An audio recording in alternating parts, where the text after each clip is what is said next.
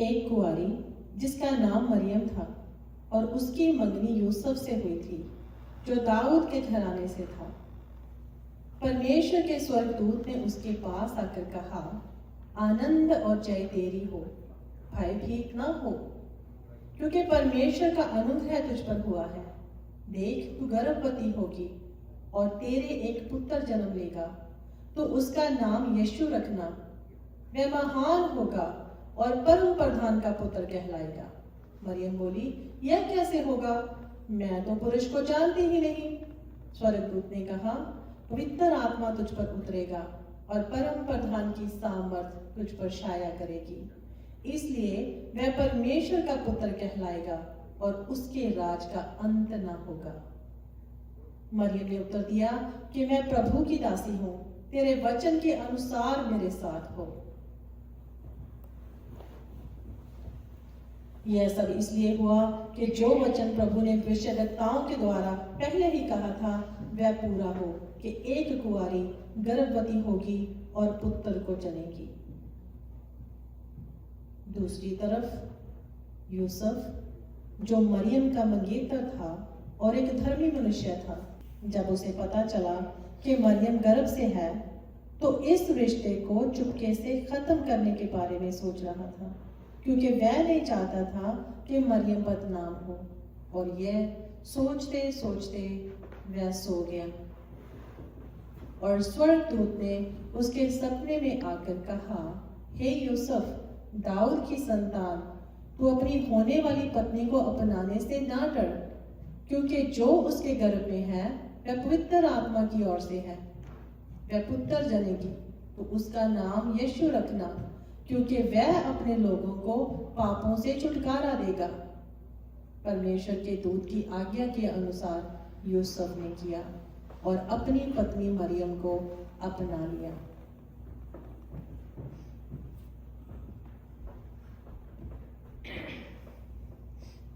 कैसर की आज्ञा अनुसार यूसुफ भी अपनी पत्नी मंगेतर को साथ लेकर, जो गर्भवती थी, नाम लिखवाने बैतलहम गया और उसके वहां रहते चलने के दिन पूरे हो गए।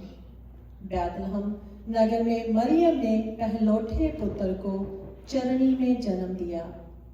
शब्द देहधारी होकर पृथ्वी पर आया और जगत ने उस महिमा को देखा जो पिता के इकलौते पुत्र की है, जो अनुग्रह और सच्चाई से भरपूर थी। स्वर्गदूतों के झुंड ने भी परमेश्वर की महिमा करते हुए कहा, आकाश में परमेश्वर की महिमा और पृथ्वी पर उन मनुष्यों में जिनसे वह प्रसन्न है शांति हो।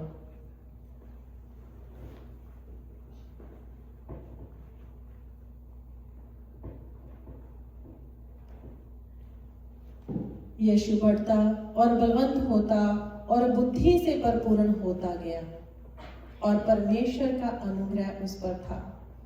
30 साल की उम्र में प्रभु यीशु ने अपनी सेवकाई का आरंभ किया। परमेश्वर के राज्य का सुसमाचार लेकर के मन फिराओ और सुसमाचार पर विश्वास करो, क्योंकि परमेश्वर का राज्य निकट आ गया है।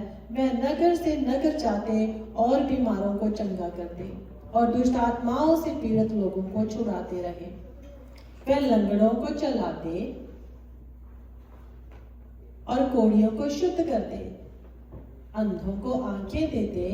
ऐसे ही उनकी चर्चा फैलती गई।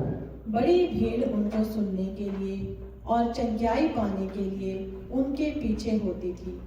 कुछ लोग चंगाई पाकर चले गए, तो कुछ सब कुछ छोड़कर यीशु के पीछे हो लिए। यीशु के पीछे चलना मतलब अपने आप का इनकार करना, बुराई के काम छोड़कर सच्चाई के रास्ते पे यीशु के साथ हो लेना। चोर किसी और काम के लिए नहीं, केवल चोरी करने, हत्या करने और नष्ट करने को आता है। वह नहीं चाहता कि लोग मुक्ति के टोप को पहने और जीवन की परीक्षाओं से आजाद हों। इसलिए दुनियावी अभिलाषाएं बार बार पीछे की ओर खींचती हैं। परमेश्वर के पीछे को चलना जहाँ उसके चौड़े मार्ग को, मौत यानी नरक की आग को, ये इंसान की अपनी चॉइस है जो परमेश्वर ने सब मनुष्यों को दी है। परमेश्वर जो दिलों और गुर्दों को जांचता है, पुकारने पे उत्तर देता है, और धर्मी जन अगर 7 बार भी गिरे तो उठाता है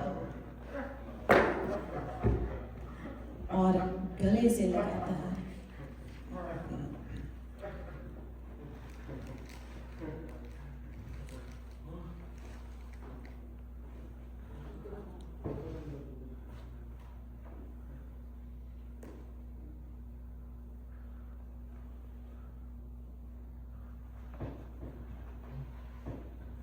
उधर धन का व्यापार करने वाले लोग, जिन्हें अपना धंधा बंद होता नजर आ रहा था, आपस में वाद विवाद करने लगे कि यीशु के साथ क्या किया जाए, और उसे झूठे इल्जाम लगवाकर क्रूस की मृत्यु दिलवाई।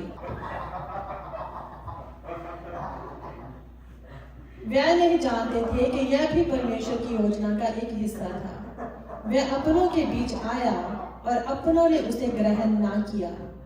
जगत उसके द्वारा रचा गया और जगत ने उसे नहीं पहचाना। पवित्र शास्त्र के वचन के अनुसार यीशु मसीह हमारे पापों के लिए मारा गया, गाड़ा गया और तीसरे दिन मौत पे फतह पाके जी भी उठा। अंधेरा उस ज्योति पे प्रबल ना होने पाया, मौत का डंक हार गया। जीसस ने कहा, मार्ग, सत्य और जीवन मैं हूं, मेरे बिना कोई भी पिता तक नहीं पहुंच सकता। जो भी मुझ पर विश्वास करेंगे वे अनंत के जीवन को पाएंगे, बहुत याद से पाएंगे और उनका आनंद पूरा होगा। धन्य हो तुम जो दीन हो, क्योंकि परमेश्वर का राज्य तुम्हारा ही है। जो पुत्र पर विश्वास करता है अनंत जीवन उसी का है, परंतु जो पुत्र की नहीं मानता वह जीवन को नहीं देखेगा, परंतु परमेश्वर का क्रोध उन पर रहता है। जितनों ने भी उसे ग्रहण किया उसने उन्हें परमेश्वर की संतान होने का हक दिया।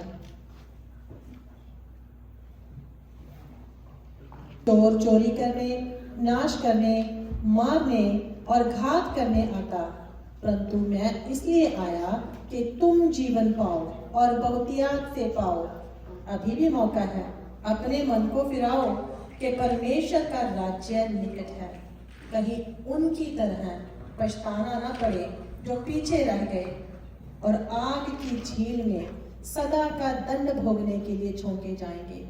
फिर कहता हूँ, अभी भी मौका है, मन फिराओ।